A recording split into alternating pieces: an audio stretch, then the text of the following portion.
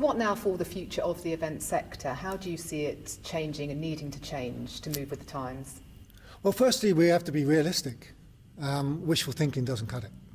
Our venues are closed.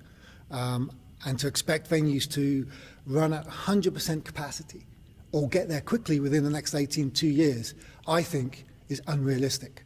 So we have to reconfigure how we think about events, reconfigure our thoughts and our attitudes to what we charge for the event, the risks taken by different elements, whether that be promoters, organisers, the venues, and we need to break out of silos. The event industry is very much in its own silo. It's kind of the venues are looking after themselves. You have the event organisers looking after themselves. You have the suppliers looking after themselves. You have the F&B looking after themselves. And globally, we've never managed to create a voice and speak with a voice. So for now, we need to build the confidence of audiences. Audiences are terrified of coming into spaces. There is no industry better place to bring people together in a safe and managed way as the event industry. In a space like this, groups of 6, groups of 10 can easily be managed and can easily be curtailed to starting the event earlier, finishing at 10 o'clock, and that will start to bring the confidence back. But as a venue, you're going to have to take some risk. As a promoter, you're going to take the risk, and you want to share that risk. To give a key example of the future, I mean, I think we have nothing to fear about everybody pivoting online. If you take the esports sector, the esports pivoted online before anybody else did. As soon as lockdown happened, within 1 week, they pivoted. And they are the fastest growing and biggest events within our sector pre-COVID. And they would come out to watch people play their esports games on big screens at a live venue whilst actually watching it on their phone. So that generation is attracted to live events, needs the live events, but they pivoted quickly. They're a generation that can pivot fast and adapt. We as an industry now need to pivot and adapt, just as they have, not to going online, but to how we bring an audience back safely and use technology, embrace that technology, which has been supercharged because of lockdown, so that we can deliver experiences that people are willing and desire and have a passion for. And if that means that we all have to take a cut, that's what it means. If it means that, you know, that the Grosvenor House has to take a cut and lose 30%, maybe 40%, maybe 50% at the beginning, I take a cut, you take a cut, we all drop our prices, that has got to be better than no event action across the globe. And we need to be flexible. Our partners, Grosvenor House is a great example. It's part of the Marriott Group, and it's got other partners as well globally. So it might be that actually we can't have 2,000 people here. Maybe we can have 400. But it might be that government restrictions is only we can have 60. So you need then your venue to move with the COVID landscape. So as it changes, they can change, and you can change your strategy to how you keep the event business alive and have a live experience, even though we might be continents apart. You talk about reconfiguration of the industry and collaboration globally in order to achieve this vision of keeping all of venues open and keep event spaces still moving forward. Can you give a bit more detail about exactly how that would work in operation, and is it economically viable? I think first let's deal with the economics of it. Yes, it's viable. We as an industry have adapted to pretty much anything, that whether it be the Second World War, events still happened. We can run events at a very low cost if the framework's in place and there is no competitive edge that anyone else can gain. I do see that practically there's a lot of things already happening. You've got track and trace. Track and trace is we are giving up our personal data like never before, and we're giving it up willingly, freely. So we can track and trace that. So how do we then take from our event? Somebody films our event. That's our event. You've produced it. You've curated it. You've brought these people together. They filmed it, and they are now streaming it live on their own social media broadcast platforms. We need to monetize that. We need to make money out of that. We need to stop tying ourselves down with don't film the event, don't film this, don't film that. We need to embrace it and go, you film away, and we'll track it and we'll add it to your ticket price. Ticket prices will go through the roof. If we start looking at just down the road at the West End or Broadway in New York, theatres are side by side. Now you can't just turn around and go, yes, all theatres, let's run at 30%, 40% capacity. That won't work because then you get congestion. So we have to go, okay, one theatre is running at 30, 40%, on one night, next night it's the theatre beside it. So there isn't this big congestion. We're not drawing all these people in. And this is happening now. This can be implemented now. Those kinds of ideas, groups of 10, groups of 6, pre-registration, the Eurostar, you already have to pre-register. You already have to tell people where you're going. We're already track and tracing. It's already there. So it's just adapting it and bringing it back into these spaces. So I think economically it's viable. Practically, there's no doubt about it.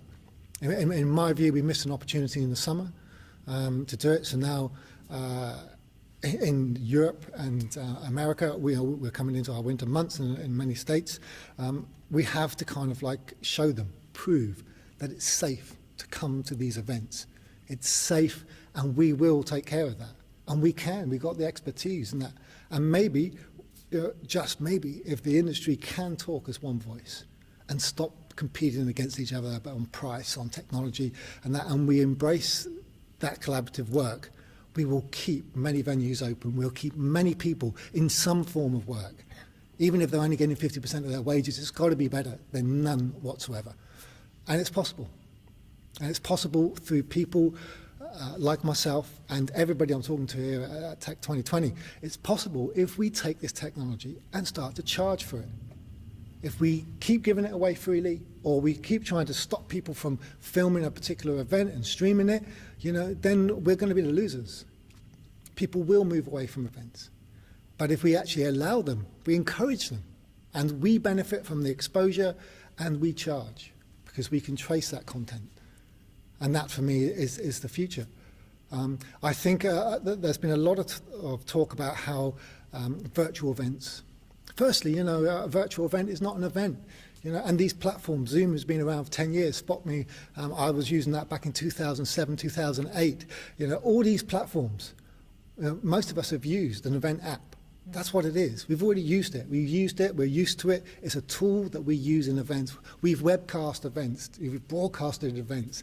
Now it's time to take that thinking one stage further. And it's been supercharged, and they've done a terrific job at helping us through lockdown. And now it's time to actually join it back up. That technology now, which has been supercharged, invested in, join it back up with live events and deliver an experience with limitless opportunities, limitless restrictions on what people can do with that content. I know you're an advocate for the greening of global events. What do you think the future holds there? I truly hope that this has given us a time to really push home that we are not doing anything in our industry. We have the ISO 2021 document, which everybody kind of hides behind and tinkers around the edges with the recycling here, this, that, there.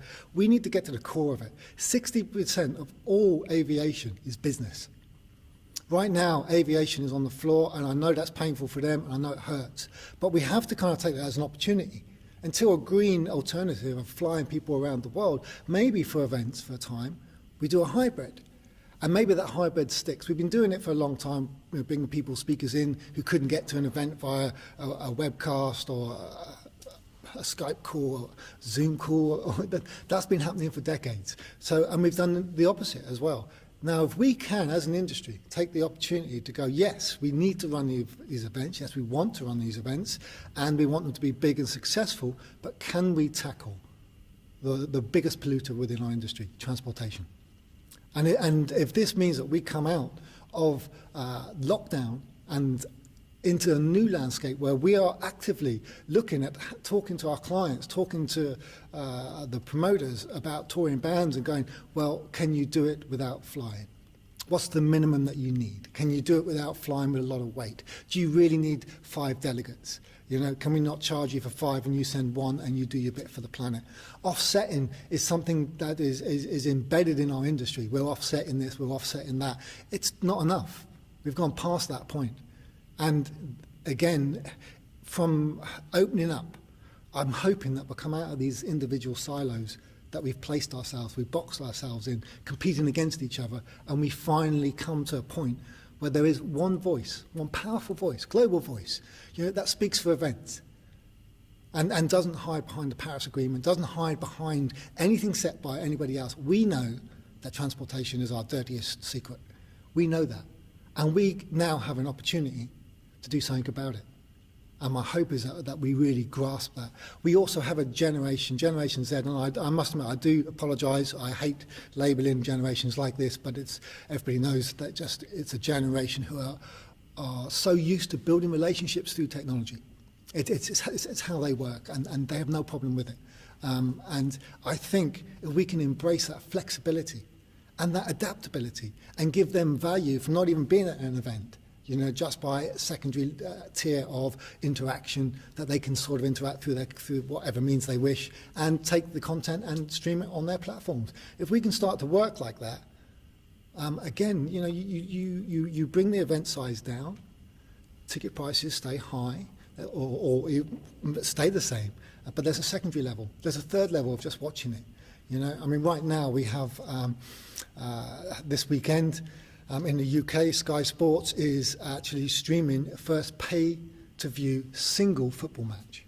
You don't need a subscription, you don't need anything. You can go on, you can pay, and you can watch one football game for as many times as you want. And you can do it at any time you want. That is the future of broadcasting. Events needs to grab hold of that and go, we spend hundreds of millions producing some amazing events with amazing backdrops. We should find a way to monetize and charge that. And I think we can do that, and we can do that by dealing with our environmental footprint, no longer hiding behind the paperwork and the management systems. We actually do it by actually going, we don't want you to travel to our event. We'll find another way to do it. And I think venues, partners, organisers, managers, promoters need to embrace that and face up to that fact. That is the future. At some point, we will once again revisit a situation like this pandemic, and it will be caused by the environment. And we have an opportunity to make sure that when we go into a lockdown, they know that event spaces are safe. They're the best people in the world. They embrace technology, they lead technology, they invent technologies which deal with problems. And that means that even when that gets pushed on us so hard, we actually are ready. We've already proved it, you know, during this lockdown, that we can be profitable, we can be successful. And my biggest kind of like optimistic kind of view of it is, if you look back in history and you go around the world, in the earliest artwork, it shows groups of people together. That's not going anywhere. We need that, you know, and it's going to happen, regardless of whether we're a part of that. So I have a lot of optimism for it. I think it has changed. We're not going back, we're going forward, and it is time now to stop wishful thinking, stop asking people to bail us out, and for us to step up and step our game up and go, look, and show it, demonstrate it through action. It's a new time for the events industry.